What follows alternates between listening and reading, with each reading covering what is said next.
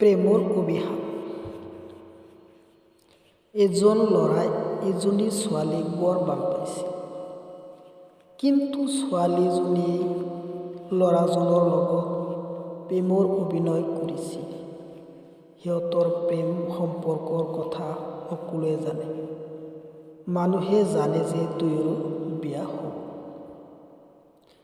কোনোৱে নাজানে ছোৱালীজনীৰ মনৰ আচল খবৰ।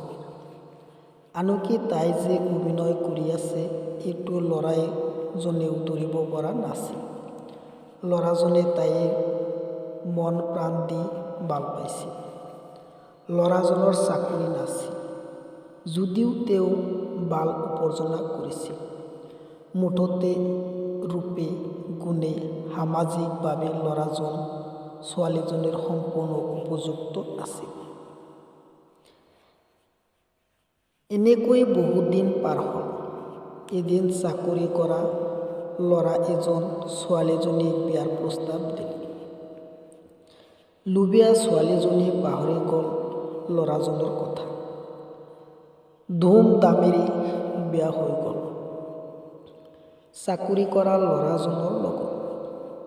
ছোৱালীজনীয়ে বিয়া পাতি বৰ আনন্দ মনেৰে সংসাৰ কৰি আছে। ল'ৰাজনৰ মনত বৰ আঘাত পালে। সকলো ল'ৰাজনক সান্তনা দিলে আৰু ছোৱালীজনীক বেইমান বুলি অভিশাপ কৰিলে। এনেকৈ এবছৰ পাৰ হ'ল। বেকাৰ ল'ৰাজনৰ চাকৰি হৈ গ'ল।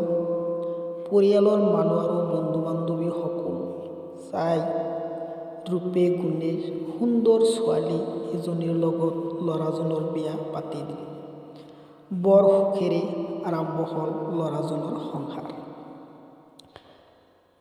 বিধাতাৰ মহিমা, ছোৱালীজনীৰ এজন সন্তান হ'ল। কিছুদিনৰ পিছত তাইৰ গিৰিয়েকৰ মৃত্যু হ'ল। নাৰীৰ সম্বল প্ৰতীক হেৰুৱাই তাই পাগলৰ দৰে হৈ গ'ল। তাইৰ চকুত ভাহি উঠে সেই ল'ৰাজনৰ সুখৰ সংসাৰখন, যিটো সংসাৰ সমভাগী আছিল তাই।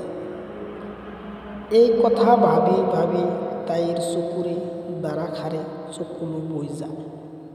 এদিন ল'ৰাজন তেওঁৰ ঘৈণীয়েকৰ সৈতে ক'ৰবাত গৈ আছে। বাটত ছোৱালীজনীৰ লগত দেখা হ'ল। ল'ৰাজনে ছোৱালীজনীক দেখিয়েই ঘৃণা উপজিল, কিন্তু ছোৱালীজনীয়ে দুয়োৰে ফালে ৰ লাগি চাই থাকিল।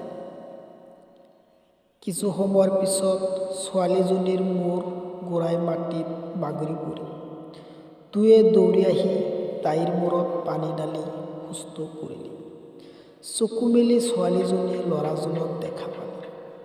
তাইৰ দুয়ো চকুৰে ধাৰাসাৰে চকুলো ববলৈ ধৰিলে। ল'ৰাজনৰো দুয়ো চকু চকলীয়া হৈ পৰিল। ইতিমধ্যে ছোৱালীজনীৰ ঘৰৰ মানুহ আহি তাক লৈ গ'ল আৰু ল'ৰাজনেও তেওঁৰ ঘৈণীয়েকৰ লগত ঘৰলৈ উভতি আহিল।